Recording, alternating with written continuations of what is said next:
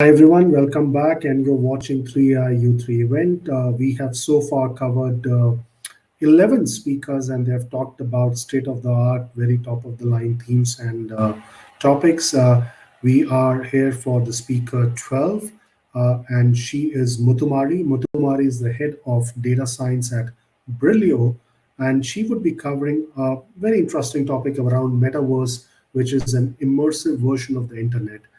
Just to give a brief background about Muthu, Muthu heads the data science COE at Brillio, and she specializes in delivering AI/ML use cases at scale across customer product marketing analytics, NLP, and vision analytics. She also works as a thought leader and people leader, helping build data science and capabilities and state of the art capabilities at Brillio.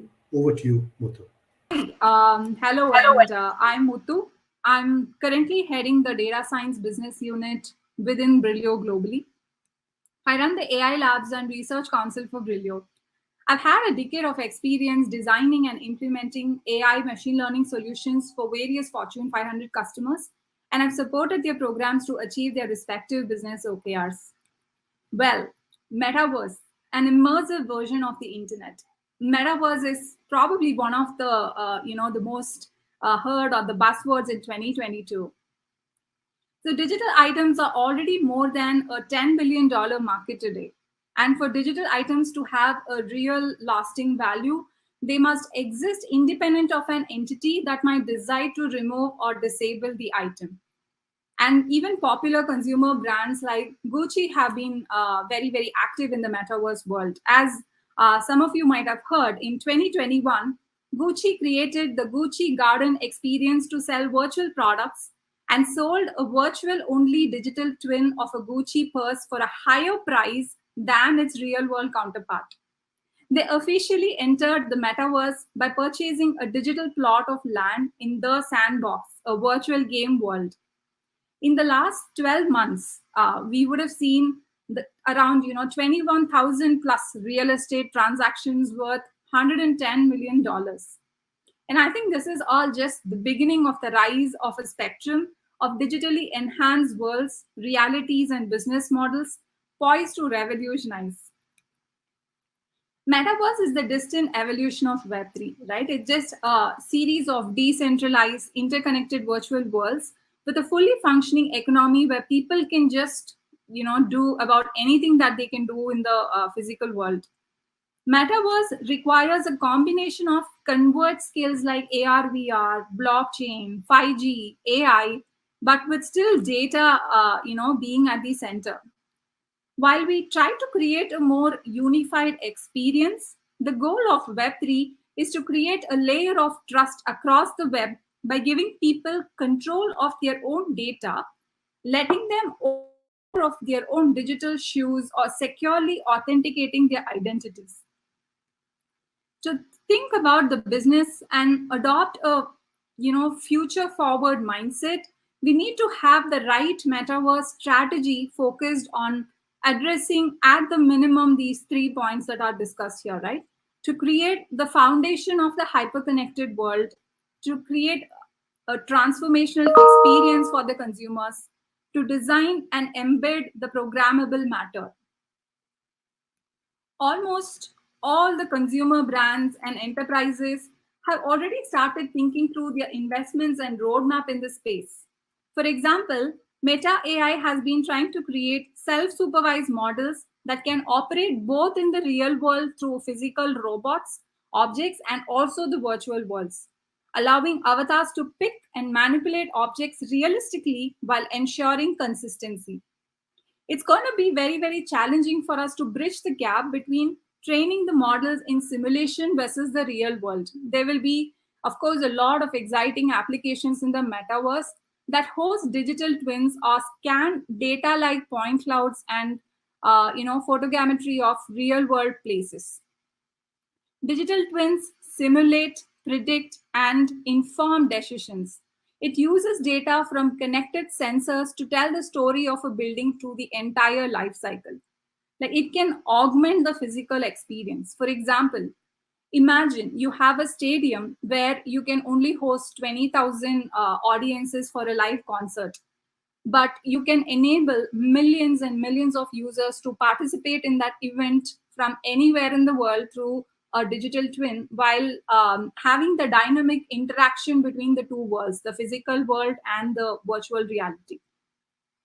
The metaverse will increase the diversification of audience behaviors, giving rise to a redefined hyper-personalization strategy, which has been one of my personal, favorite use cases, right? To deliver a hyper-relevant and engaging campaigns in the new real, virtual reality. The traditional use cases that we are doing today on, say, campaign targeting, the kind of measurements that we would do would still remain relevant in the new media, but maybe with a different dimension of data that we will probably start collecting in this new virtual reality. And the next one, of course, GAN, right? So GAN in the world of digital humans will be, a boon and also a bane in the world of digital humans. It has multiple applications for creating AI-based creative content, but malicious deepfakes and disinformation have also caused predictable damage. And the last one, of course, on the natural language processing of processing the multilingual data, this is also a very, very significant benefit for the digital humans in their ability to use AI, especially the evolving branch on NLP to translate any language to ensure that people from all over the globe could connect in the virtual world.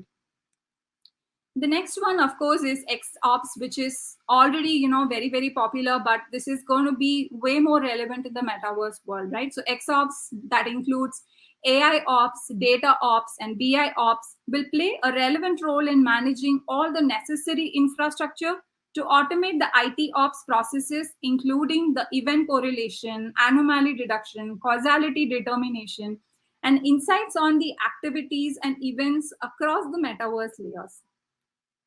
It becomes very difficult to understand what is real and what is manufactured with the synthetic realness, which is where the AI governance, the privacy related policies, and responsible AI becomes very, very crucial to stem the risks of AI without curbing the technology's potential.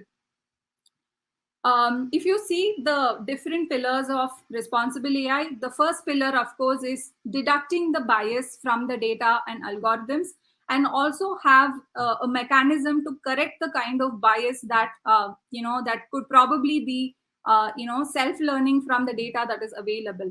And it's very, very important for us to also ensure that there is transparency and traceability, because as we have seen in the previous slides, there are going to be a lot of synthetic data that is also going to be used for creating and developing some of these AI use cases. So it's very, very important for us to ensure that we have the right traceability, we have the right transparency and explainability when it comes to building the new models. And privacy, of course, is extremely crucial. And we already looked at privacy preserving algorithms and federated learning over the last couple of years, and this is also going to become a very, very important component in the new virtual reality world. Metaverse is evolving, it's unfolding, and very, very exciting. Ultimately, data and AI will be the center to create an engaging, authentic, and a scalable experience for the consumers. But it's also very crucial for us to be able to build them responsibly. So thank you, 3AI, for this fantastic opportunity to share my views. As this is an evolving space, I have shared my thoughts based on whatever I have understood in this space. I hope you found it very useful. Thank you.